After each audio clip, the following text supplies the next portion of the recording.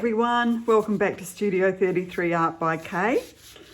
I'm just going to be trying to create a reversed flower dip flower today, as Fiona Art does so well. I'm hoping to get something that's even remotely close to what she does. She's so good at it. So today I'm going to be doing it on a 20 centimetre by 20 centimetre ceramic tile. I've cleaned that off with the isopropyl alcohol already, and I've just laid down a base of the Eraldo Greige, which is obviously a mix between grey and beige. It's a very nice colour. All my paints are mixed with Australian Floetrol, but I do believe that the American Floetrol gives very similar results. People just add a little bit of water to it to thin it down a bit. It is a bit thicker apparently than the Australian Floetrol. I've personally not used it, but that's what I'm told. So today I'm going to be using quite a few different of the pinks and purples in the Global and the Eraldo range. And I'm going to put a bit of green in there and a bit of yellow in the middle. And I'm going to be using the Vallejo Pearl Medium mixed with the Amsterdam Titanium White and Australian Floetrol to create a lacing effect. I'm hoping that that's what it will do. I'm not sure until I try it. So this is an experiment, as most of the things I do are. So without further ado, I shall get on with this. I'm using a little, it's a little dessert cup. You can get these online. They are a bit hard to find. I'm not sure of the exact description. And I don't even think this is exactly the same as what Fiona uses, but it's fairly close. So I'm going to work out basically where the center is. Let's see if we can work this out. Oops. It's about there. It's got to come back that way a little bit. Roughly. Okay, so that's roughly the center. It's always difficult to tell when you're looking over the top of something.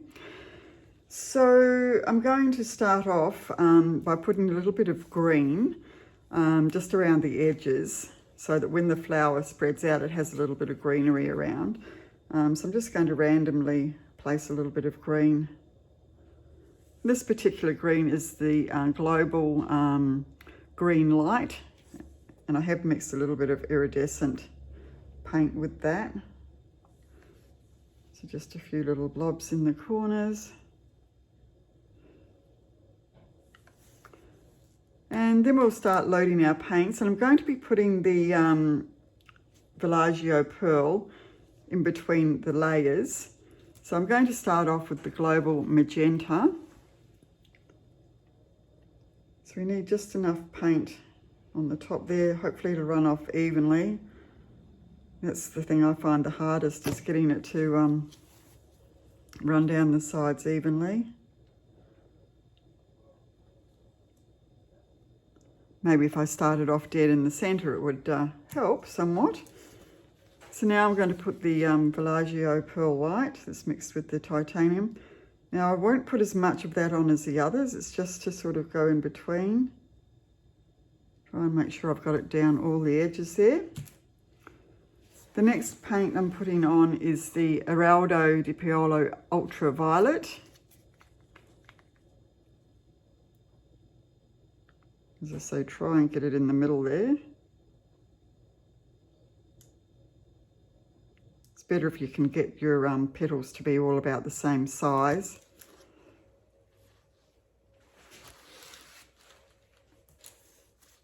And so I'll just keep layering, and I'm going to be listing all the colours down in the description box if you miss seeing them now. And this one is the Global Fuschia.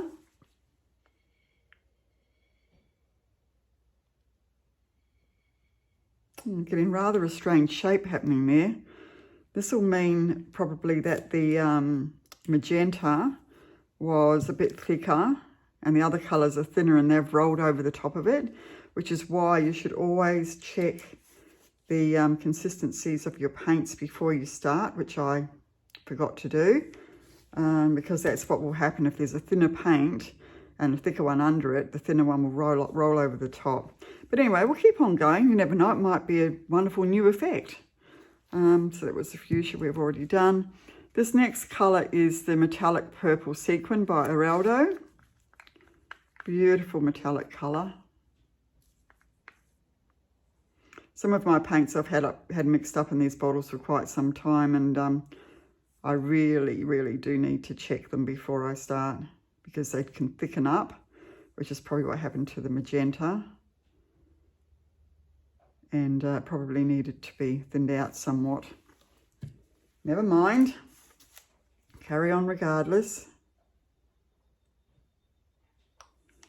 And we'll just see what happens.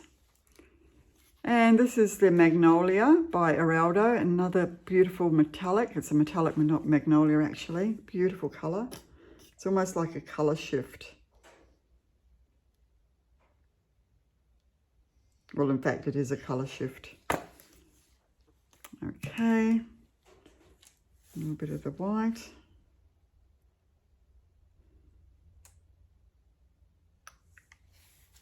And now I'm going to, once that goes down, I'm going to turn the cup around so then I get more petals coming into there. And I'll just continue on that same way, where that's happened with the magenta being rolled over by the others. It actually looks quite cool at the moment. Happy little accident. Probably never be able to do it again. So just got to pick this up very carefully and place it so that the new petals will run in between the others. And I think I've just about got that right. And then I'll just carry on doing the same colours all over again. I can see that this is a lot thicker, this colour. But that's okay. Not to worry, it's only paint, as they say. And this beautiful ultraviolet's really lovely. Just love playing with colours.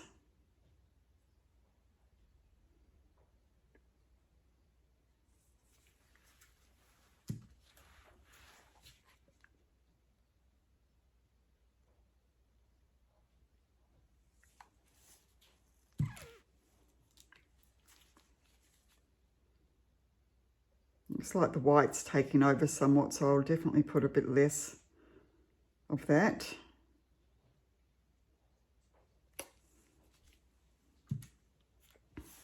Just enough to separate the colours.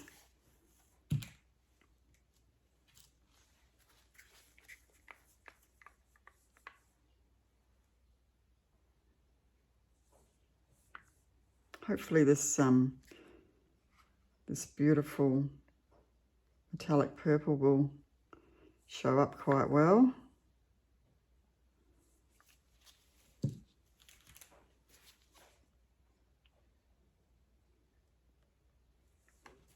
I've been watching Fiona do these for over a year now, and she does such a great job. But I know that she's also practiced a lot.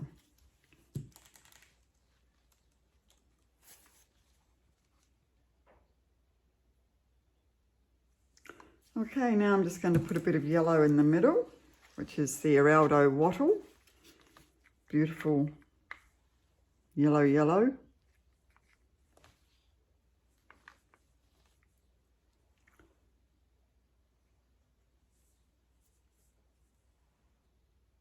It looks a little thick too, but that won't matter because it's in the middle.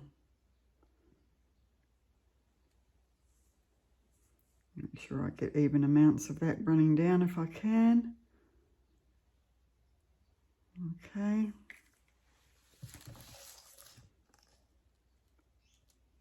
Now, just before I lift that up, I will get my skewer, my trusty skewer. And I'm just going to draw a line from the centre out. And I've got loads of paint on there. Absolutely miles too much paint.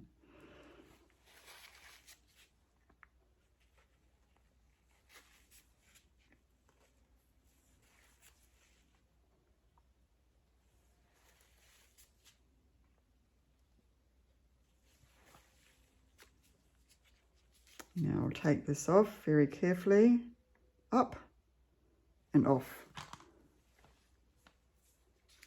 And now I'm just going to drag these colours into the centre.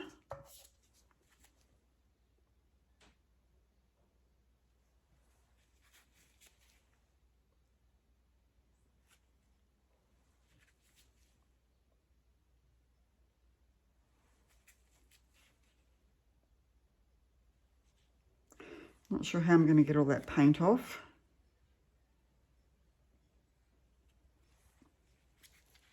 When you're doing one of these, you really just need the base paint to be just a covering, really, and that helps your paints to flow. Some people don't even put a base paint under something like this.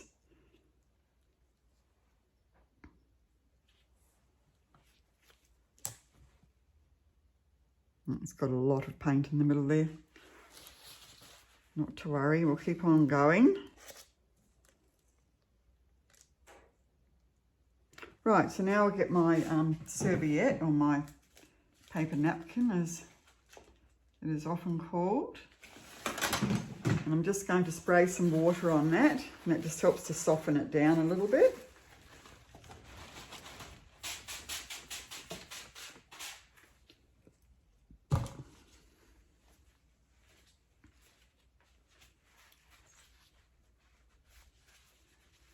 Okay, here we go. So I'm just going to place it right in the centre, if I can. And carefully bring the other piece over. Get it to lie as flat as possible. Any air pockets that are in there will stop the paint from lifting properly.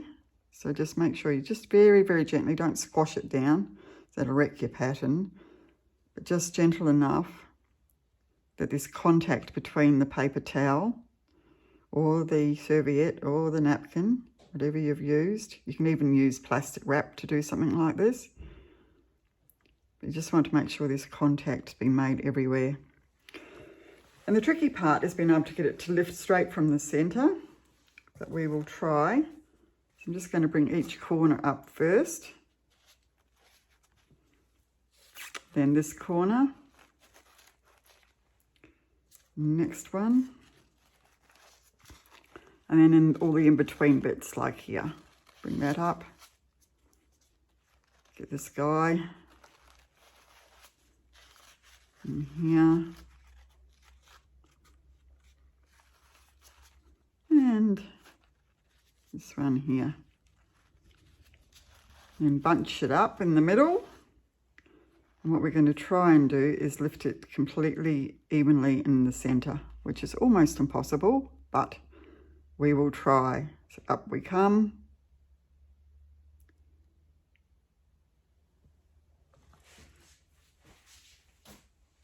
Okay, well, that's interesting. It is beautiful. I'm not quite sure where the centre's gone. It's in here somewhere, where all that yellow is.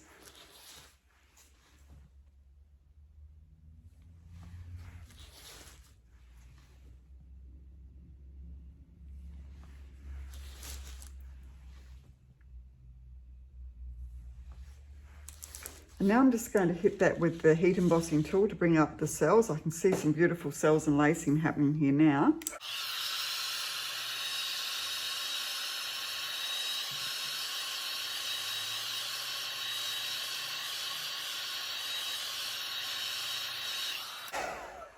Okay, so I've certainly got some lovely bits of lacing coming up. The Vallejo pearl with the Amsterdam Titanium White mixed with Floetrol has certainly worked well for the lacing. I'm not sure the other paints were quite the right consistency, but that's actually looking very pretty. Now I have got a lot of paint in here, so I'm going to have to spin that out a little bit. So I'll just take a quick photo of that before I go. And now I'll give it a gentle spin. But before I do, I'll just move back my paints here so I don't have a major accident.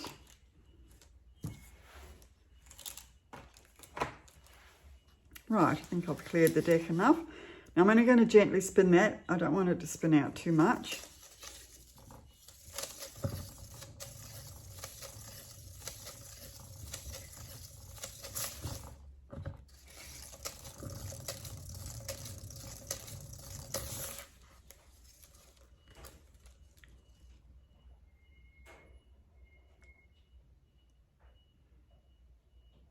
I'm liking how the green is just sort of bleeding into the greige there.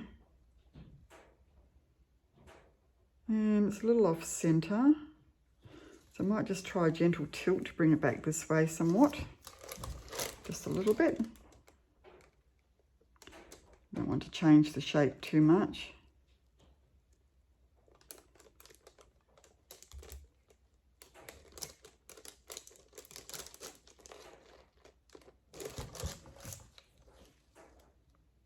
So that's a bit more of an abstract flower now, but I still really like that. I'm just going to hit it with the heat torch again.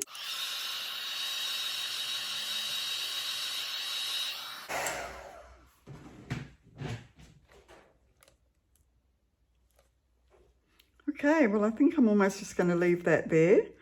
Might just give it another little touch in the centre. Just to create that nice little centre there. That's better. Right, okay, well that's not too bad. It's pretty. And I can see that the Vallejo pearl medium is going to work for me. I've just got to get a bit better at making sure my other paints are of the same consistency as each other. Fiona always talks about these man parts that she gets, and I can see a couple in here, so I might just have to get a little skewer there and just split them up a little bit.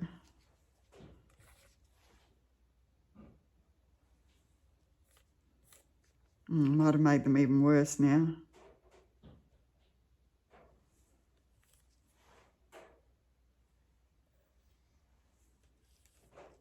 That's better.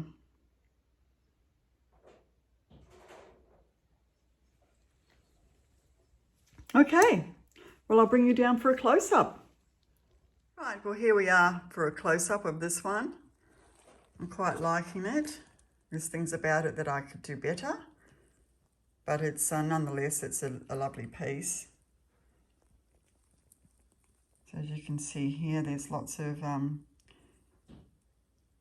lacing and cells going on. In the centre there is quite pretty. The greige has come through. That looks quite different. And the yellow, where the yellow's there in the centre. And a few more lovely pieces there. So I hope you've enjoyed that one today, guys. I will keep practicing at this, and hopefully you'll be doing the same, so we can share what we've been learning. And if you would like to subscribe to my channel, I'd really, really appreciate it. And those of you who already have, thank you so much. And I'll see you all back here in Studio 33 in the not too distant future. See you soon. Bye-bye.